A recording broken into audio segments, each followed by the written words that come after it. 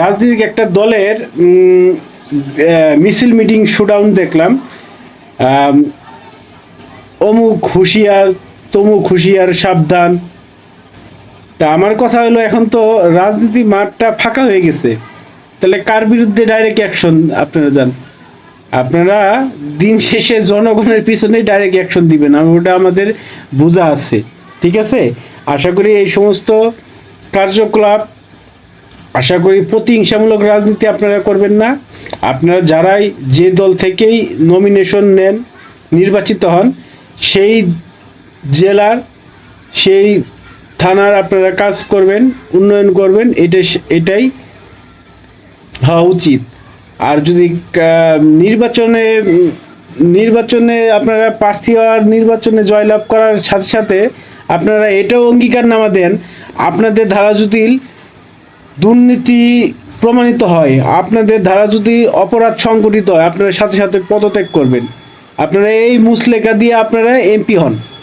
আমি রাষ্ট্রের কাছে বলতে চাই যে বা যারা, যিনি এমপি মন্ত্রী হোক, আমার এতে কোনো সমস্যা নাই।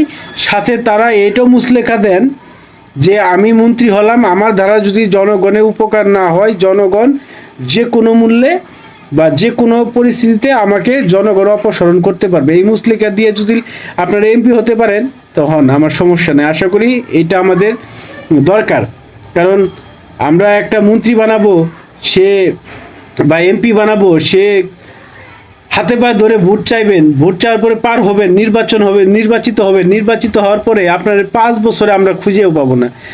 আপনাদের সাথে কথা বলতে গেলেও আপনাদের যারা পিএস থাকবে তাদেরকে মোটা অঙ্কের ঘুষ দিতে হবে আপনাদের সাথে একটু সাক্ষাৎ করানোর জন্য। আর বিভিন্ন কাজের তদবির, এগুলো বাদ দেন।